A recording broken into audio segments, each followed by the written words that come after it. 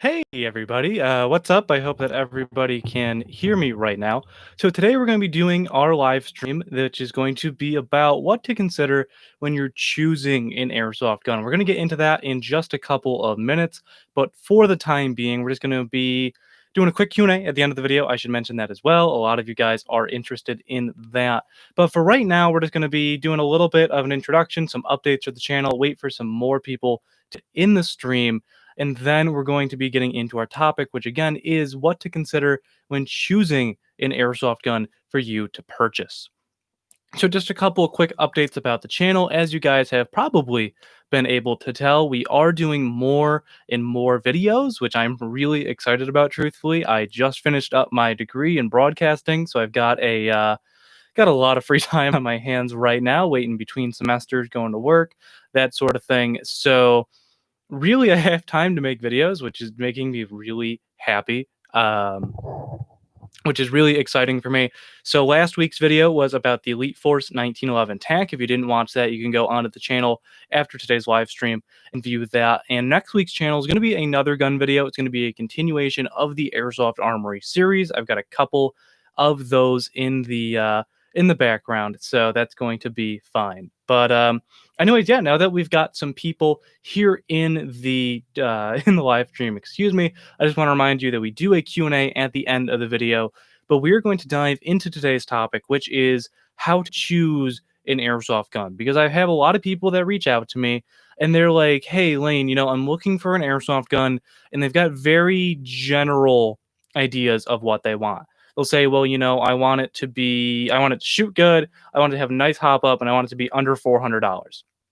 And there's a lot of options within that range. So I think that there are a couple of things that when I'm looking for an airsoft gun, there are things that I use to kind of narrow it down and decide exactly what I want to buy. And I think the three things that really matter when you're purchasing an airsoft gun is the role that you are trying to fulfill on the airsoft field, the price and the overall budget of your build, and then finally, which I consider to be the least important, is the brand of the gun that you're choosing. And I know that's kind of an interesting take. We'll get into that at the end of this discussion. So again, it's role, price, and then finally brand. So what do I mean by the role?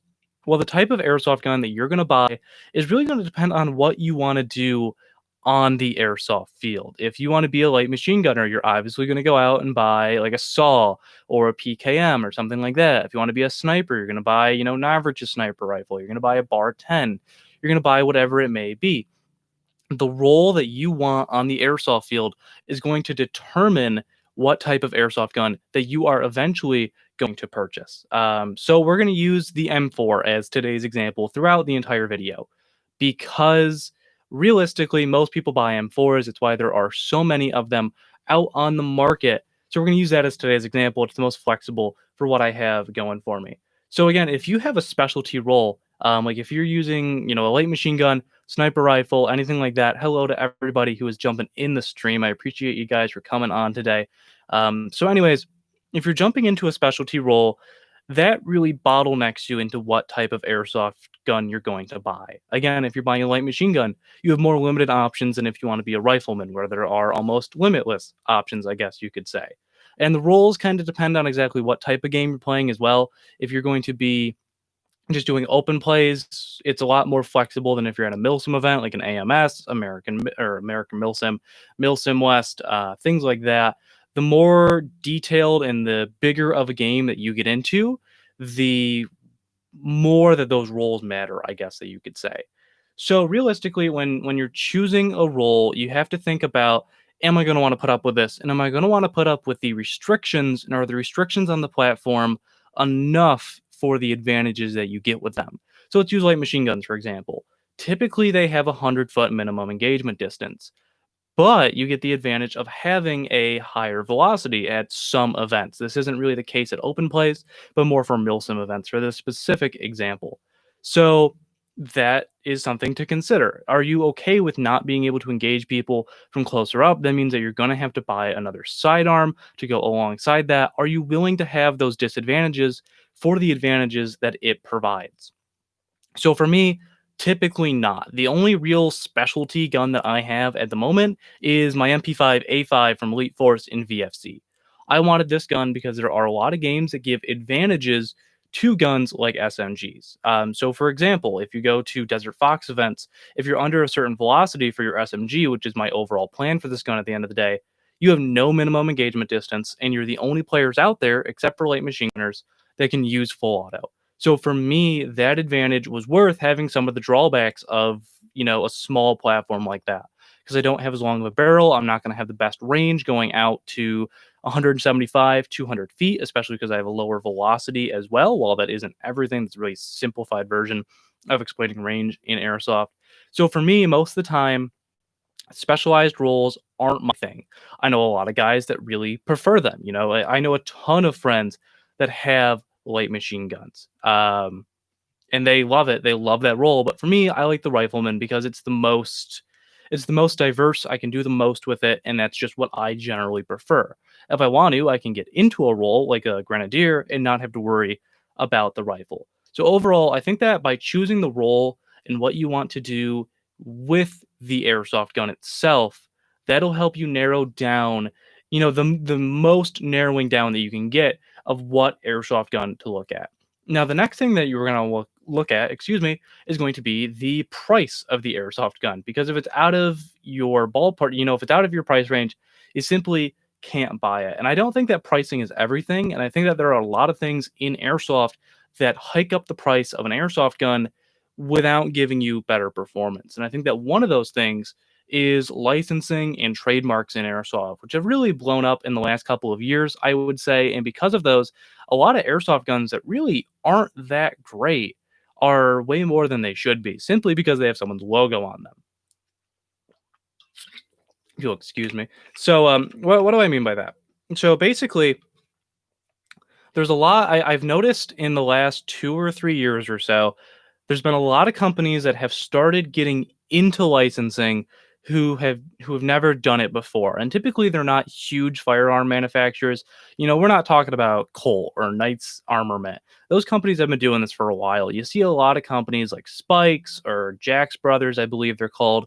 A lot of companies that have truthfully been partnering with Evike and Evike Manufacturing Group, who will put their licensing on airsoft guns. And because of that, it kind of artificially inflates the price. I mean, I understand why the price is going up. By allowing them to make copies of their real firearms in airsoft, they're getting a percentage of that sale. They're getting an amount of it, and that's why the price goes up. But that doesn't add to the performance of the airsoft gun at all.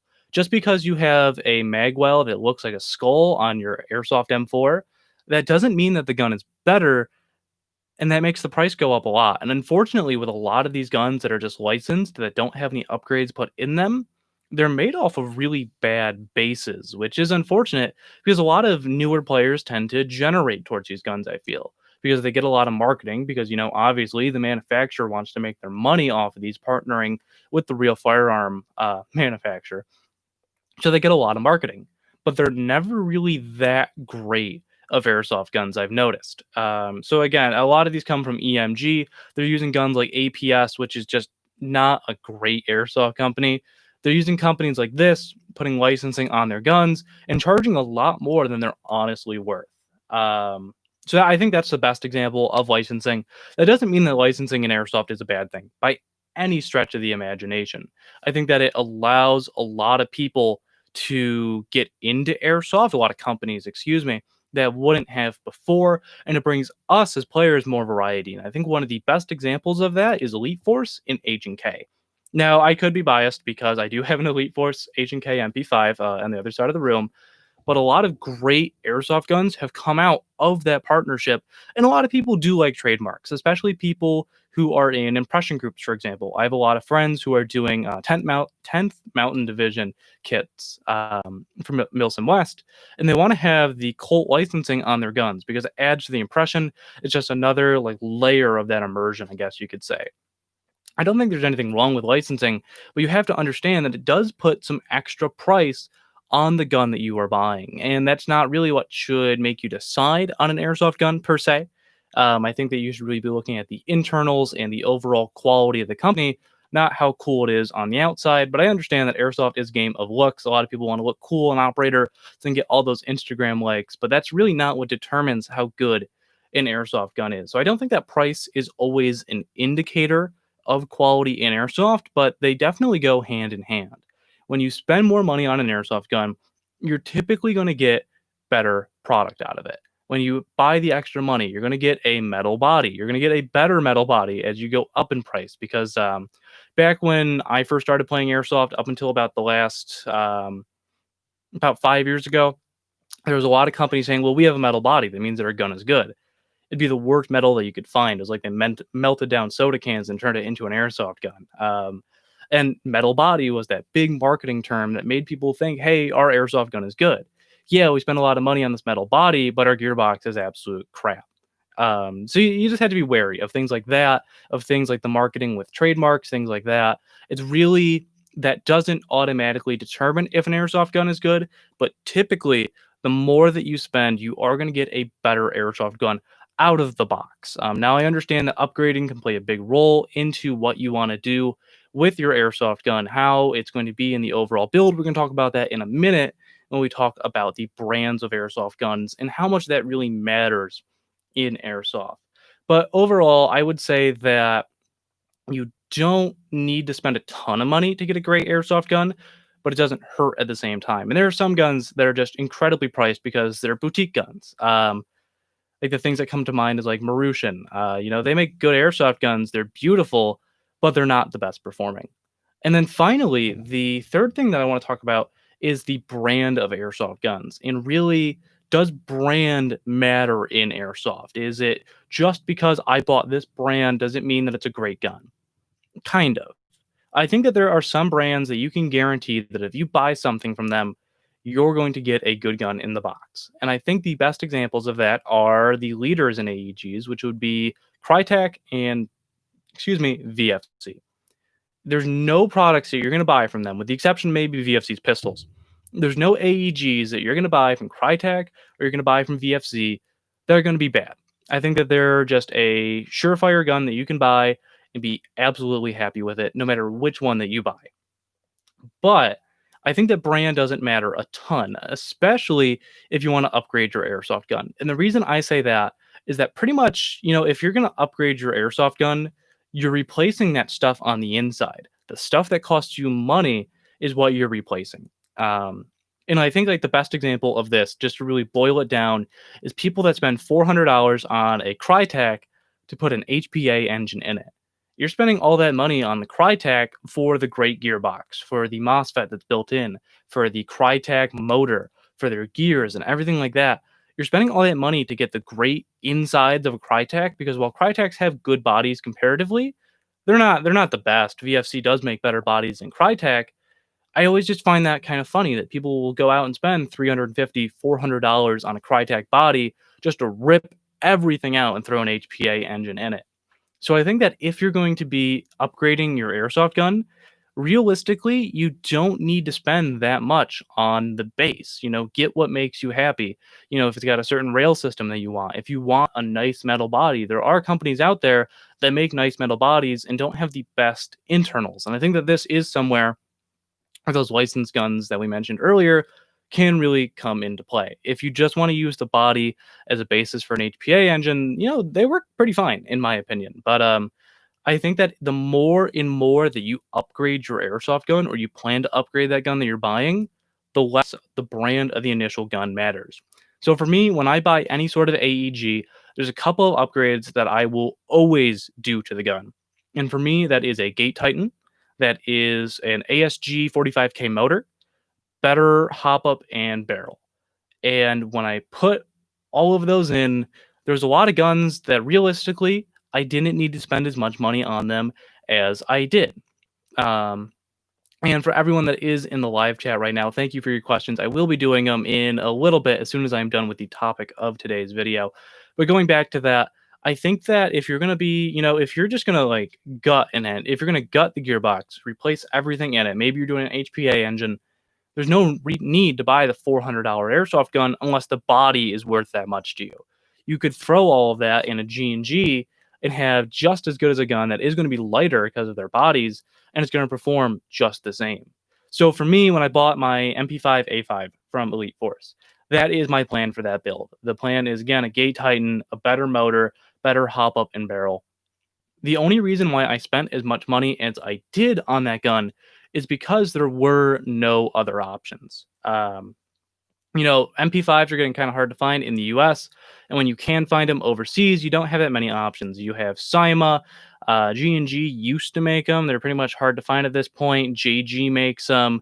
I'm pretty sure that Classic Army makes them overseas. So for me, the only reason why I spent so much money on the gun just to rip stuff out is because there was no other options. But with my Mark 18, I have a VFC Mark 18. This is before they started making them with the Avalon gearbox. But if I was to buy it again, I wouldn't buy the gun with the Avalon gearbox because it's going to be more. Mine just so happens to have trademarks on it, even though it's less money, which I find funny.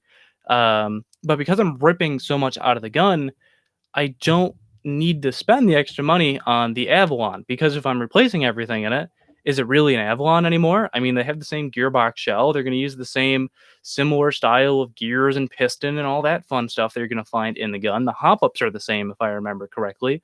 So realistically, there's no point to spend that extra money if you're going to be pouring it into it in upgrade parts.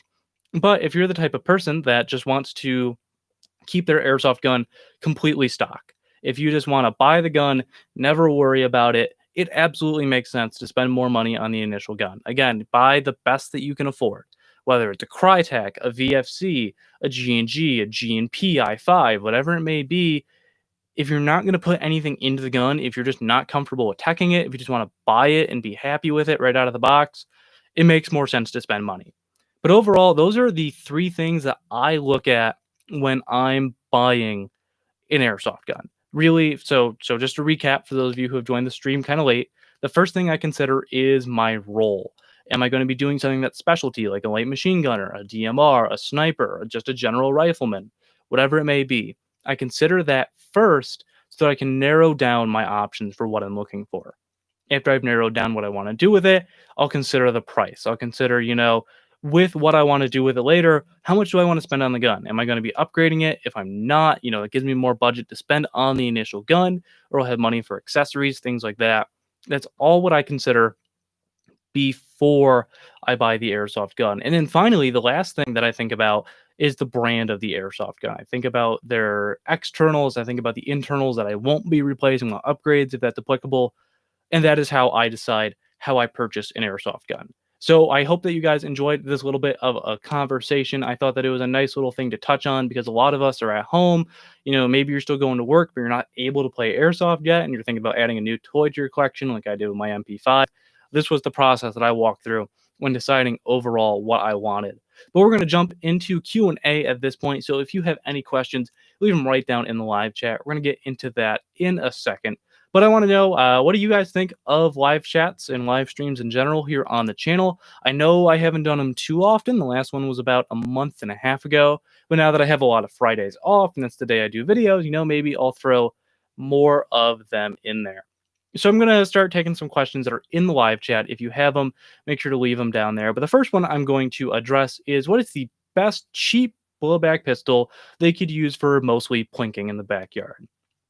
And I think your best option is going to be to take a look at WeTech. And the reason why I say that is that WeTech, or even KJW, I would say, has some great pistols for about $80 or so.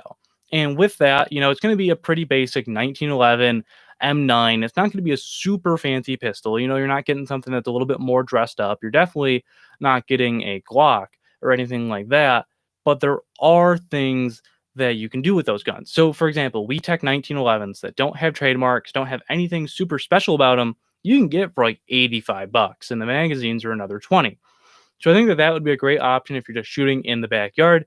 They have adjustable hop-ups, and it's really everything that you would need just to, have fun in the backyard, shooting cans or bottles, whatever it may be. That's what I would recommend for a cheap airsoft gun. If you wanted to upgrade a little bit higher, there are other options out there like the Elite Force 1911, which we recently reviewed over on the YouTube channel. There's a lot of things that you can pick out, but realistically, I would take a look at either WeTech or KJW if you're looking for a really affordable gas blowback pistol. It's going to have good performance. It's going to have good upgrade parts if you ever want to go that route. I think overall, those will be your best options. So just following through. And again, if you have any more questions, make sure to leave them down in the live chat. I'm going to get to more in just a couple of seconds. Hello to everyone that's been joining the live stream throughout today's video. Also, I apologize about this being a little bit later than usual. Typically, I post them at 11 o'clock in the morning. Life's getting in the way, as always. That's why it's a little bit later in the day. But just taking a look, I've got a thank you so much, whoever just said that in the chat. But taking a look at some other questions, and again, if you want them, just leave them right in the live chat. Is the SSG-10 worth the money, or would it be worth it to upgrade a CM702? So realistically, the Novrich sniper rifle has a lot of advantage. There has a lot of advantages over the other gun. And for me, is that it's already put together. It's put together by people that know what they're doing. I'll be the first to admit that I am not a great tech. And because of that, for me, the Novrich gun would be worth more money. The reason why I say that is that I don't want to go through and do the tech work. I don't want to pay someone to do the tech work. So for me, buying that more expensive, already upgraded gun would be the best thing. Now, if you like teching, if you like having a challenge, that could be your thing. That could be really fun to do. But for me, it would be to buy the pre-upgraded gun. And I think that is one of those examples where it's absolutely worth it to spend more money and get something great out of the box. I think that the Novrich sniper rifles are pretty good. I think that you can build a better rifle with the same or a little bit more amount of money. But if you just want something that's ready to go right out of the box, I definitely think that they serve their purpose. And I think that some of his other products that are coming out are really neat as well. He's got the M4 that's coming out, which I was not surprised by at all. He's got that weird non-blowback sniper that's based off his pistol. I think that'll be pretty interesting to see how those actually perform in real life. So yeah, I think that if you're going to choose between the two, you're going to want to buy the Novrich. And assuming that that other gun that you mentioned, which sounds like a Cyma item number, Cyma sniper rifles aren't the best. They don't have the best compatibility either. So if you're really going to buy a sniper rifle, you're going to want to buy something that's TM compatible, or at least has a really robust aftermarket accessory platform out there. So yeah, pretty much you're looking at JG Bar 10s, TM VSRs, things like that. That would be your best bet for something like that. So I'd say realistically, save up for that Novrich gun. Andrew asked if I think that speed triggers are worth it. And I actually touched on this in a video, probably a year and a half ago. I have two different opinions on them. I think that having flat triggers or reduced triggers where the distance that you have to squeeze it, as long as they're in the trigger guard, I don't see a huge issue with them. So, like for me, on my Wolverine Airsoft MTW, it has a flat trigger and it doesn't have that much travel to it. I don't have much of an issue with that because a lot of what I play is semi-automatic. And I think that the issue that you run into with speed triggers and flat triggers is when you get the really long paintball style. And it's not that I really have anything against them. I think that it gives people an unfair advantage in certain games. If you're in a game where you can only shoot in semi-automatic only, excuse me, I think that can produce some issues if you have that versus everyone else who has standardized triggers. So I can see an issue with them in like a Milsim environment or something like that. But overall, I don't have a huge problem with them. They definitely give you advantage in a semi v semi fight. But if you're just at an open play where anyone can use full auto, I mean, go for it. As long as you're in your field rules, I really don't think that there's any issue with having something like that. And they really do give you some advantages. So we're going to keep on going with the Q&A. Again, if any of you guys have questions, leave them down below. Anything that you've ever wanted to ask. But yeah, really, I don't have a problem with speed triggers if they're worth it, which is your initial question that I should get back to. I think that they give you a distinct advantage. And if you can install it yourself or you can get it installed for a pretty affordable price, I think that there's great options out there. As long as they work with your MOSFET or anything like that, I think that they're absolutely a great thing to have. Now, there is another question asking if it's really important to have a sidearm while you play Airsoft. And My answer to that is that it's going to depend on a couple of things. It's going to depend on if you have a role that requires you to have one. So realistically, if you're going to be, if you have a gun with a minimum engagement distance, you have a sniper rifle, a DMR, a light machine gun. Yeah, it makes sense to have a sidearm on you. But if you're in a role where you don't, or you already have a really small gun, I don't think that it's incredibly important to have one on you. Like if you're running like an MP7 or an MP5 or even just your standard M4, I don't think that it's super important to have a pistol on you because they do add more bulk.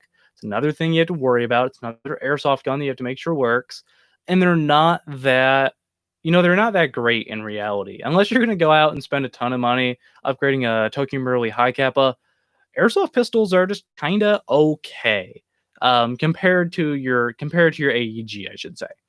Um, so I think that's worth it, absolutely worth it if you fit a role where they're needed. But for average day that I go out and play airsoft, I don't bring them all the time because there's a lot of situations where I just don't need them, or I'm comfortable enough using my primary that I really don't feel the need to always carry it. And someone just brought up a great example in the live chat, which is that it's just another thing that you can lose, including expensive magazines. Pistols are one of those things where you see more licensing that's happening. You see licensing more common in pistols than in rifles, I feel like. And because of that, they're kind of expensive. And it's weird. The magazines are the expensive part, even though they don't have that much licensing on them. They might have a logo on the base plate. And then they end up being like $60 for a 20 round magazine. And you notice that a lot with a lot of the Glock replicas out there from Elite Force. So I think that they can be lost. I think that it really depends on exactly what you do. So we have another question from Brady down in the live chat. Again, if you have any questions for today's stream, leave them down below. And I have a G&G Combat Machine 16. I am looking to get a new gun, although I'd like to upgrade the CM16. I want a new barrel and hop up, but I have thoughts about getting a Gate Titan MOSFET. Is there any thoughts you have? I love the Gate Titan MOSFET. I think that it is the best upgrade that you can put in any airsoft gun for the gearbox side of things. I think that if you want to upgrade the gun, those are the three best things that I would recommend: is the Gate Titan MOSFET. You might want to get a better motor with that as well. I will add, look into something like the better ASG motors. I like the ASG 45K a lot. Barrel and hop up is also a great thing that you can do, and that's something that I'd recommend doing regardless. There's very few airsoft guns that I won't swap that out on. I think the only exception is Crytek. Truthfully, I think that they have the best stock hop up unit in the industry. But I think that that would be a great thing for you to look at. If you really like the fit and the feel of the combat machine, it's been a while since I've used them. Back in my day, they used to come with like a quad rail on them, which was kind of neat. And now they're all like Kima and Nemlock. If you still like the airsoft gun, it could absolutely be worth it. G&G, while they are more of an affordable airsoft company, they make solid products. And I would wholeheartedly recommend that, if you love that airsoft gun, if you don't see yourself wanting to just upgrade to a better platform where you'd still truthfully want to put in those upgrades, keep it. Yeah, go for the upgrades. Again, it depends on, are you capable of putting them in? Do you have someone near you that is capable of putting them in? That's really what it's going to be, decided on for me. Because again, I'm not a huge tech. I have people around me that are huge techs. I have companies I can send it out to have them work on it. So for me, upgrading isn't really a question of if I should do it, it's if I can afford to do it. But yeah, absolutely. If you love the airsoft gun, go ahead and do the upgrades. I think that they'll be a great addition. It's going to breathe new life into that combat machine, and it's going to feel like a completely different gun, especially once you throw the Gate Titan in there. But yeah, I think that, just in general, going on a little bit of a tangent while I'm waiting for some more questions, again, just drop them in the live chat. The barrel and hop up upgrades aren't hard to do. All it requires is you taking your hop up and barrel out, which doesn't require modifying the gearbox, which is where most people kind of admit that they're in over their head when they're teching. Barrel and hop up upgrades are a great way to get into teching. It's pretty easy to do. It's not super expensive. And at the end of the day, it doesn't break your airsoft gun completely if you do it wrong. It's just a matter of, just reassembling it and putting it back in the gun, and you're good to go. It's not like a gearbox where you've got, 100 screws. Well, that's an over exaggeration, but you got screws everywhere. Your spring guide just flew across the room when you opened up the gearbox. It's easy to do. It's easy to put everything back together. So I have a question down there that would someone be able to get into airsoft if they don't have a ton of money to spare? Are there decent guns and materials that are good for new players? I think that the best way that you could decide if you want to get into airsoft without spending a lot of money would be to go somewhere that has a good rental fleet and try out their airsoft guns. The reason why I say that is that getting into airsoft, there's a lot that you need to buy, and it's hard to get into airsoft for under $200. And even then, you still get some kind of iffy product, and you're going to want to be spending the most on your goggles, because they're safety. You don't want to get your eye shot out, so the threshold to get into airsoft is about $200, but you can go see if you like airsoft for about $35, depending on depending on exactly what field you go to. I've seen rental packages from 35 to $50. So realistically, building a very affordable loadout is kind of hard. I think that there are some great options out there. A lot of companies have starter kits like Fox Airsoft, who, full disclosure, is a sponsor of our channel, but they have great starter kits. I've done videos on them in the past on our YouTube channel if you want to check them out. But it's hard to get like fully into airsoft with your own gear for under $200. So if you're not completely sure if you want to get into airsoft, I would recommend trying out a rental gun, seeing if it's what you like. Now, the issue is that a lot of rental guns aren't that great because they get abused. There's just random people using them, so a lot of fields don't throw a ton of money into them. But I feel like there's other companies and other fields that are starting to get better rental fleets out there. I've seen a lot of programs that behind the scenes in the business aspect of airsoft have programs specifically for rental fleets where they'll swap them out and do tech works and new gearboxes, things like that. So I think that if you want to get into airsoft affordably, you're going to have to spend about $200, but you can see if you like airsoft by getting a rental gun. And, even if you use it once or twice, while that's not money you're not getting back 'cause you don't own those products, you can see if you actually like the game or not. I have a question from OK Camper, which is, are Cyma AKs still good? And surprisingly, Cyma makes the best AKs in the market, which I find hilarious because there are AKs that are almost three times the price, and they suck. I have tried every of the three major brands of AKs out there, which are going to be Cyma, LCT, and ENL. And although LCTs and ENLs are much more expensive airsoft guns, they kind of suck. Cyma is just one of those companies that just works no matter what. They're not the best airsoft gun out there, don't get me wrong. That's one of those companies that I mentioned earlier that you're going to want to immediately change out the barrel and hop up in there, get them something better. But they just work surprisingly well for their price point that is around, you can get most Cymas for $90 and up to about 150. And I think their most expensive cap out around 200, but they're so much better than the other options, which is really surprising. Take a look at LCT. They have like a 1 in 3 failure rate that their hop up just doesn't work. That's unacceptable from a QC standpoint. They do have great bodies. They fit aftermarket accessories the best, but even then, I've seen a lot of guys who have bought in LCTs because they like the bodies, and then they'll try to upgrade things in the gearbox, and they just don't take upgrades very well. Cymas do. And then we have companies like ENL, which has kind of fallen apart over the last few years. They used to be huge, but now you really don't see them anymore. ENL used to be great back in the day when they were doing their Gen 1 models, but once they moved on to the Gen 1.5 and the Gen 2s, it seems like they lost a lot of their quality. ENL made great externals, kind of like LCT. They used blued steel, which was a neat little touch. However, if you've never owned a real firearm, I'm sure that you were in for a surprise when your airsoft gun started rusting because, again, it's blued. But their internals just weren't great, and I feel like they were a little bit better than I've seen some LCTs. It's weird. LCTs either don't work or they work fantastically. There's no middle ground, and as soon as you try upgrading them, all bets are off. Your mileage may vary depending what it is. But yeah, Cyma AKs are still the best in the game, and it's funny because they're one of the most affordable, and they're at that range where I never see a reason why someone would buy a different affordable brand of AK like JG, APS. I've never seen why people would buy those because Cymas are so good for such an affordable price. We have another question that is, how many guns do you have? Do you use them all or do you put the old ones on the wall? I don't know how many airsoft guns I own at the moment. It's a little interesting because some I get sent for review, so I don't count those. But at the moment, I've got four rifles. I've got my Wolverine Airsoft MTW, which has been an interesting gun. I'm still working on getting that running 100%. I've got my heavily upgraded VFC Mark 18. I have a Lancer tactical gun. Their serial number is really weird. I'm not sure what it is. And then I have my Elite Force MP5A5 from VFC. Those are all the rifles that I own. I'd say that I use them pretty evenly. Right now, it's a little weird with everything that's going on in the world, but the Mark 18 goes to every single game I go to. The MP5, I haven't had a chance to play yet. So I've got four rifles, and then besides that, I've got a couple of pistols.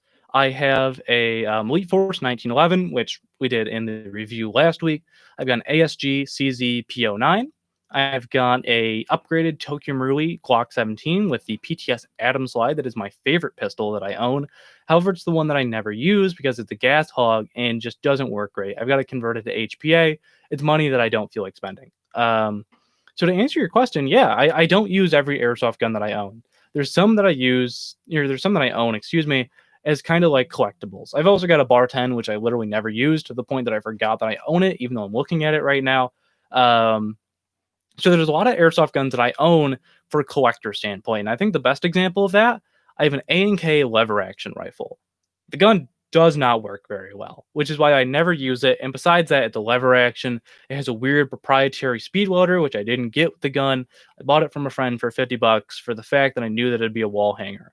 It's really fun. I can do the Terminator thing where I like wrap it around my arm when I cock it. That's all the enjoyment I get out of it. But yeah, I think that while I own probably about 10 airsoft guns, and as I look around the room, I've got some more in here for review that I'm not going to count. There's a lot that I don't use. And that's just my personal thing. I've been playing for a decade now, so some I've got purely for collectible, but I do kind of want to scale down just because of things that are going on in life. But taking a look at more questions, again, if you have any, make sure to leave them down in the live chat below. We've got a question of TM versus Umrex versus EMG across all of the platforms. That's a very hard question because they all have very unique products that they offer. And the interesting thing, talking about Umrex and EMG, they don't make anything. And what I mean by that is that they license things out. So a company like Umrex, for example, they're the one that I'm the most familiar with, so I'll use them as an example. They hold the license to various companies like Walther, H&K, and others. I'm just drawing a blank right now. And what they do is they use that licensing and contract out with other companies like Ares, like VFC, like KWA to make pistols. Smith and Wesson they also have as well. Um, so they don't actually make anything. So it's hard to judge that because they contract out with other people. TM, on the other hand, makes their own products. And they just kind of use licensing wherever because, they don't care about licensing laws over in Japan. They don't care about the US market whatsoever. But out of them, I'm going to say that, again, between TM, Umrex, and EMG, I think that Umrex is the best. And the reason why I say that is that they have the most variety of products. They're the easiest to get, at least for me being in the United States. And they make good products, but they also make affordable products. If you go out and play Airsoft, I can almost guarantee that 25 to 50% of the people that are at the Airsoft field have some sort of Umrex product on them. Again, Umrex owns a lot of companies, and especially Elite Force, which has a huge presence here in the US. I'm not sure what it's like in other parts of the world. But my overall ranking, I would say that Umrex is my favorite out of the three. And then you have Tokyo Marui, which I say that because they make really great airsoft guns, but they're hard to find in the US. And then finally, we have EMG, which is very similar to what Umrex does, but EMG doesn't partner with as good of companies. So that's why I don't think that they're that great. I think that, talking about earlier in the live stream, I think that they're more about looks and getting, unique brands into airsoft more than anything. They're more worried about players buying that cool skull receiver just because they think it's neat rather than building a better product. And again, if you have any other questions, feel free to leave them down in the live chat. We're going to go for a little bit longer. I'm not sure why I'm out of focus at the moment. That's better. So, another question that we got in here from eHouse of Gun Gamers is if I'm ready to get crunk AF tomorrow. Absolutely. As you guys know, if you're subscribed to my channel, you're probably subscribed to Eric's channel, which is Gun Gamers. If you're not, go fix that. Eric's a really good friend of mine, and I haven't seen him since everything weird in the world started. So tomorrow is going to be a really fun time. So taking a look at other questions, I've been having a hard time picking between a VFC or an EMG, which is OEM'd by King Arms Mark 18. What I'm looking for is mostly the Colt trades to build a Mark 4 Federal. In that case, if the trademarks are what is really going to sell you on the gun, I'd recommend looking for a VFC Mark 18 from Asia. Like if trademarks are the thing that defines the gun for you, the Avalon's out of the question. It has Avalon trademarks. The King Arms, while it has Colt trademarks, isn't that great of a gun, realistically. You're going to want to put some upgrades into it compared to the VFC. So I'd say that if you really, really want trademarks, take a look at some of the Asian websites like Red Wolf or eHobby, the ones that don't carry Elite Force products. Basically, I hate to say that, but that's gonna be your best bet. Realistically, is try to look overseas or find a receiver set that is comparable. Taking a look at some other questions in here, and thank you guys so much for submitting them. And someone's asking, why do I use autofocus on my camera over manual? The reason for that is I'm using my webcam today and not my DSLR. When I use my DSLR, I use manual and two-step focus. With this, it's just an automatic. It's all I'm stuck with, unfortunately.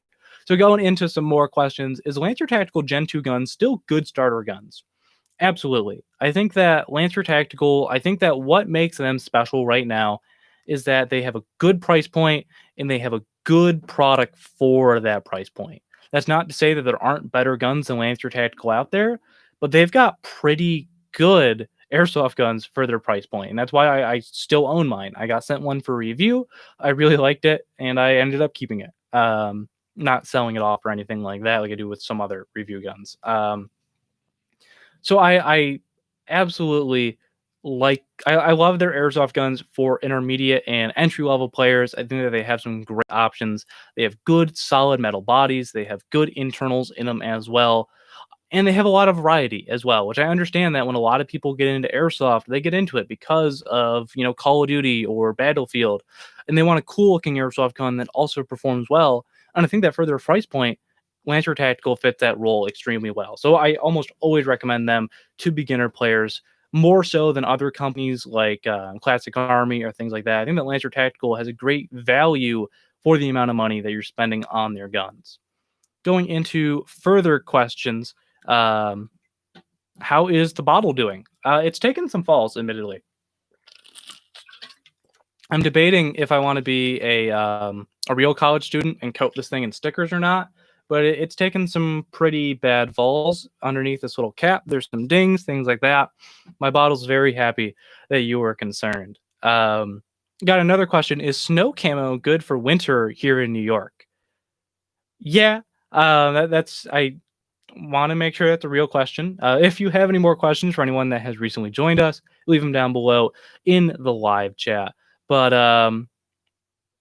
realistically, I think that snow camo is kind of one of those underutilized things, and there's a lot of great options, but there's a lot that you can get away with, and especially with dyeing clothes and things like that. And the fact that really here in New York, there's not a lot of winter games. It's not been a huge priority for me. And when I did play, I would use something like Tricolor Desert, probably like someone mentioned. Or a couple of years ago, I actually went out and I bought one of those. I don't remember what they're called, but they're like those white painter overalls that people will use. Those work great. They work like an oversuit, so you can throw them over other pieces of clothing. And I got mine for like $10. So I think what I ended up doing halfway through the day is actually cut it in half, so it wasn't like an overall anymore. It was a top and a bottom, and I just use that with like M81 pants. And I really like that. It's lightweight, which is nice. It's not super bulky, and I can have my other cold weather gear underneath it. But going into some other questions, Raid Shadow Legends is not the most immersive game. Oh, on the Play Store, it is. How is school going? School is interesting right now with everything that's going on. I just finished up my associate's degree in broadcasting, and now I'm going to be working on my bachelor's in broadcasting and a bachelor's in business administration going forward. Dealing with schools is already kind of a nightmare. Dealing with them while everybody's working from home and nobody knows what the world is going to be like in 3 weeks or 3 months, excuse me, is even worse. Um, it's very frustrating, I will say, but it's just one of those things, and I know that going through it will be, it'll be worth it to go through it, absolutely. It's just the test of my patience, I guess that you could say. So I absolutely love school. It's one of those things that really makes me happy, and the skills that I learn in school directly correlate to me making better airsoft videos, so that definitely helps. Because someone asked about focusing earlier. But, yeah, I love it. It's just a little frustrating point right now. It's hard to get concrete answers, and it's hard to plan for the future. But other than that, I absolutely love it. So we have a question: what snacks are good for a long milsim event? And I think that really a lot of people struggle with this, even though it seems like a kind of simple idea. Because I see a lot of people bring MREs to airsoft games that they just don't need them at. And I think that realistically, it depends on what you consider to be a long milsim game. If you're going to be out in the field for 10 hours or so, you don't need a full meal. Thank you so much, Eric. I appreciate you. Um, but anyways, if you're going to be out in the field for 8 to 12 hours, you don't need a full meal. I think the thing that really solidifies it for me is if I'm going to be sleeping at this event. If I'm going to be sleeping at it, that's when I'll bring an MRE. But that's just because I haven't invested in a jet boil. If you have the money, buying a jet boil or any sort of mini stove is going to make your life so much better because it allows you to have freeze dried food, which is ultimately better than an MRE. MREs are just really gross, and a lot of people are like, yeah, well, it's part of the immersion, but like, food's a comfort item. It's the thing that makes the event less miserable. When it rained all night and you wake up absolutely soaked because it went through your tent or your bivy and you just want to die, having that warm oatmeal in the morning seems like such a small little detail, but it makes the game so much better and it makes you so much happier. So realistically, the food that I bring for Milsim games, I bring a lot of bars. Cliff bars, things like that. I'll bring beef jerky. Jack Links makes like these big beef jerky sticks. So I'll bring. They're small. They're pretty easy to tuck into pouches. Things like that. Realistically, your goal is to get high protein, high fiber in a small amount of space. And that's another reason why I don't like MREs is they take up a lot of space. They have a lot of stuff in them that you truthfully just don't need or you're not going to end up eating in any sort of capacity. But it really depends on how long of a game you're going for. I also like to bring drink mixes as well. Pedialyte makes a like a powder that you put into a 16-ounce bottle of water, and that's great. Gives you electrolytes. It's better for you than Gatorade, which is full of sugar. But overall, bring stuff that is going to make sure that it's packable. That's one thing that I cannot stress enough. Try to bring stuff that you can bring with you without having it in a backpack. If you can throw it in a general purpose pouch, if you can just throw it in your pockets, your cargo pockets, that'll work out great for you. So I'll bring that sort of thing, and then I'll also bring a little bit of stuff that's going to be, just comfort food. I will bring M&Ms because they won't melt. I'll bring, Starburst or something like that, gum especially. If you're at a game where there's a lot that you're not doing a ton of work at, or you're not out there constantly, like if you're at a Milsim West and you're just like holding the perimeter, or you're at a Survive Omega game where, it's not constant fighting, you're doing a lot of walking around or you're camping, that's when you're going to want to cook your meals if you're going to be at a game long enough to have a full meal. But at the same time, you're going to want stuff, you might, I hate to say this at a Milton game, you might get a little bored. You're going to want to eat and you're going to want to do something like that. So you're going to want something that's packable and easy for you to do. And thank you guys so much for joining in. I know this is a little bit later in the video. Right now, we are taking Q&As, things like that. We'll probably wrap up in a couple of minutes because we're getting close on an hour. But getting into some more questions as I wait for my focus to come back on the webcam, we have a question from Chris, which is asking, I'm from the AK, or I'm from the UK, and I'd be interested to know if Airsoft is back in the US yet because it's not in the UK. The reason why, or excuse me, I lost my train of thought for some reason. Airsoft is coming back in the US. Our response to what's going on in the world has been kind of mixed because every state kind of has their own rules that they're playing by at the moment. And you have some states like New York, where I live, which is doing pretty good comparatively for the amount of people we had, especially in New York City.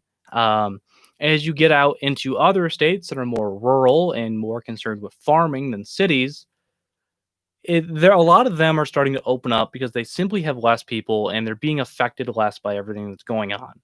You have some states that are getting affected pretty bad, like Texas and California, where not as much is opening up. But like we talked about a couple weeks ago in a video, which was about should airsoft fields reopen. Um, I think that a lot of fields are doing it wrong, and I think there's a lot of adjustment that's going to be made. But I think that without people doing it wrong, other people aren't going to learn from their mistakes. So airsoft is opening up. I was going to go play airsoft on Sunday for the first time in a while, but I found out that all my lipos died. So I'm probably not going to go play airsoft. I'm still doing some figuring out on that MP5 I mentioned earlier. It's got a very small battery space. I'm trying to find something that works in it. But airsoft is coming back in the US. It's not universally open, but here in the US, things are a little volatile, I guess you could say. People are getting kind of upset at various forces in the world, and airsoft is a comfort for a lot of people. And you're seeing a lot of people just opening up, regardless if their state says it's okay or not. So, yeah, airsoft is coming back here in the US, but it's kind of mixed depending on where you go. Excuse me, talking for an hour is a little tiring, but next question that we have is what is my latest interest, urge, or excitement for me in airsoft, such as a new gameplay style, products, or things like that? Well, for me, it was building an MP5 because back in like February or March, I knew that something that makes airsoft exciting for me would be starting a new gun build product. And the last gun build that I did didn't turn out that great. It was the Wolverine Airsoft MPW. I had a lot of issues with the race stock. I did a full review on it on the YouTube channel that you can see. So after that project kind of fizzled out, I wasn't very happy with it. I knew that a new project would be something that brought a lot of fun and excitement to me in airsoft. So I bought an MP5 A5 from Elite Force. Huge thanks to Fox Airsoft for selling it to me. And I'm slowly working on that build, but it's got its own frustrations. And like I mentioned a minute ago, the most frustrating part about it is battery space. It is in the front handguard, which means that there's kind of some limitations on what I can put on it. Now, if you watch our channel regularly, you know that about 2 weeks ago, I published a video on Magpul's new handguards for the MP5. They're thin. They're very hard to fit a battery in, and so far I have no batteries that fit in that handguard, which is where it's wired to. It has a collapsing stock, so I can't wire it to the back. So I'm a little stuck at the moment, but I kind of like this whole problem-solving thing. I think what I'm going to do for the battery is either get PTS, makes your enhanced polymer foregrip, with a battery compartment inside. I'm either going to try that or I'm going to have to resort to like a pack box or something like that, which I really don't want to do because I think that they're ugly, but just kind of, just kind of developing and kind of like problem solving with this gun is really, while it's frustrating at first, it's pretty enjoyable.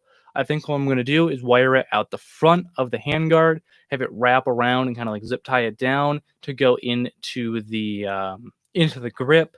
I don't want to permanently modify the handguard, but if I did that, it'd probably make my life easier. But yeah, that's my new interest in airsoft is messing around with that MP5. I wanted something light and mobile so I could be super fast. This gun weighs 7 pounds and nothing on it, so it's not exactly fitting that role. But it's going to be a lot of fun once it's done. I got some other plans for it as well. I still got to get a flash hider, like an MP5 specific flash hider, because the entire thing, including the tri-lug, is bright orange.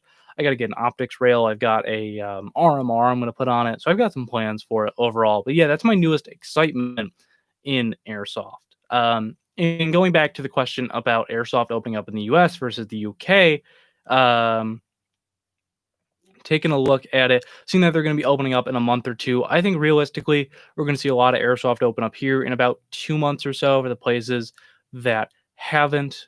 Taken a look at other questions down in the live chat. We're going to be wrapping up soon. So if you have any questions, ask them now. Do you have or did you have a love at first sight gun? The gun that you wanted as soon as you saw it. For this person, it was the Elite Force Hater. For me, I would say it was probably the PTS Atom Slide for Glocks. And I know that's not a full gun, but it was one of those things that I immediately saw and I was like, "Ooh, that's really cool. I want that." So I bought one eventually. I don't know if he's still here in the live chat, but I bought it from eHouse over at Gun Gamers on a Toki Marui slide, and I love the thing. It's one of those guns that I immediately saw and I was like, "This is so cool." It's RMR ready. It's got night sights. It's got a threaded barrel on it. I was like, I gotta have this. I think they're discontinued at the moment, but I bought it because I really like roll and special S builds, which are basically the same thing, but for a G19 as opposed to the 17. So I was really happy to get that gun. And unfortunately, my luck doesn't run that great. It's a very heavy slide with everything that's on it. So the green gas doesn't work fantastically in it. I'm going to try either red gas or just HPA tapping the mags. Taking a look, have you tried these Specna thin lipos? I have not, but that would be a good thing to try out. It's weird because like the way that the MP5 handguard is designed from Magpul, there's M-lock on the 3, the 6, and the 9 position of the handguard. And between all of those, it's kind of at like a 45-degree angle like that. So I tried taking a butterfly lipo that I had laying around and laying it on those sides, but it was a little bit too big. But I might try that you suggested, Daniel. Thank you. We have a question from Brady. What would you say is more useful? Excuse me. What would you say is more useful? A tracer unit or an external mock suppressor hiding an inner barrel? Um, I think that the advantage that you're going to get from an extra 6 inches of inner barrel isn't fantastic. I think that it's mainly going to rely on, first off, the brand of barrel really matters, but as well your barrel in hop up or your hop up and nub setting, excuse me. Um, so that's what I would recommend taking a look at first. I think that tracer units only have their place if you're going to be somewhere that they're beneficial. If you don't play indoor, if you don't play night games, there's zero purpose to them. So realistically, for me, a tracer unit is more useful because I play indoor. I do play night games, and mock suppressors they're mock suppressors. They're there for looks. But if you're never going to be in a situation where you need a tracer, I can absolutely see the reasoning behind throwing on a mock suppressor to get a little bit extra range on your barrel. But think about it this way as well. With that extra 6 inches, how's that going to affect your mobility? If you're at a place with a lot of buildings, it may not be the best thing out there to buy. And taking a look at some other questions, why are there no double barrel shotguns in Airsoft? Because the Airsoft gods hate us. Realistically, because I think the reason why there isn't a ton of them is the way that Airsoft shotgun shells work. I think for a really good system that would work for something like that, you'd have to do something like the APS Cam 870 design. So I think that's why they don't exist, but I've been playing a lot of Doom Eternal, so I really would love a sawed-off shotgun. But there is one. I know that Airsoft Mike has a really popular video on a double-barrel shotgun. I'm not exactly sure how everything on the inside of that gun works, but definitely go check that out. It's pretty easy to find over on his channel. It's been out for a couple of years. Taking a look at some other questions, and we're actually going to make this the final question for today. If you have any other questions, you can always reach out to me over on any of the social medias for the BB Warrior, which are in the description of every video. But our final question from Daniel is, what attachments would I personally put on an M4? So for me, I have 3 attachments that I put on every single airsoft gun. Number 1 is a red dot. I think that red dots will greatly improve your accuracy in airsoft. They're faster to acquire than iron sights, and they're better than not using sights at anything than using sights or nothing at all, which I see a lot of players just kind of like look down the side of their barrel like a paintball player. Other than that, I always make sure that I have a sling and good sling attachment points on there. My sling of choice is the glorious VTAC sling. It's a 2-point sling. It's absolutely fantastic. Tons of people in the military use it. Highly, highly recommend it. And then other than that, I will make sure that every gun has a cover for the orange tip. That's just a preference thing. Orange tips are only here in the US. And then other than that, I'll always make sure that a gun has a flashlight or a tracer on it, depending on what sort of situations I'll be in. If it's in the summer, I'll throw them on there, but I always own them. It's one of those things I swap from gun to gun. And then actually another thing is making sure that I have good battery space, which is why that is my frustration with my MP5, because so far there isn't great battery space. But if I'm going to be on an M4, I'm going to pick up the PTS Enhanced Polymer stock just because it's a great stock. It's very comfortable to use, but at the same time, it has so much battery space. I typically in my enhanced polymer stock, I will put 3 lipos in there. The most I've ever had in there is 4 lipos.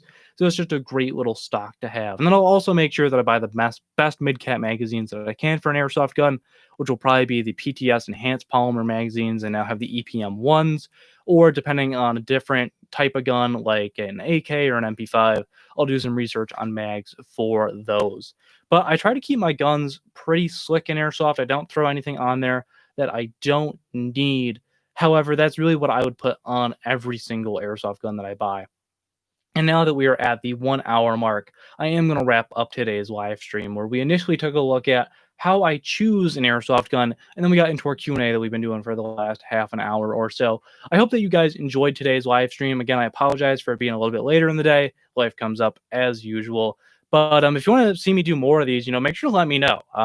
As well as any video suggestions you have, things like that. I love you too, Eric, down there in the live chat. I love all of you that joined in on today's video. So again, if you really enjoyed this video, make sure to let me know. There will be a brand new video, which is actually a collab with eHouse from Gun Gamers, which will be going up next week. But thank you guys for watching, and I will catch you all next time. Thanks for joining me.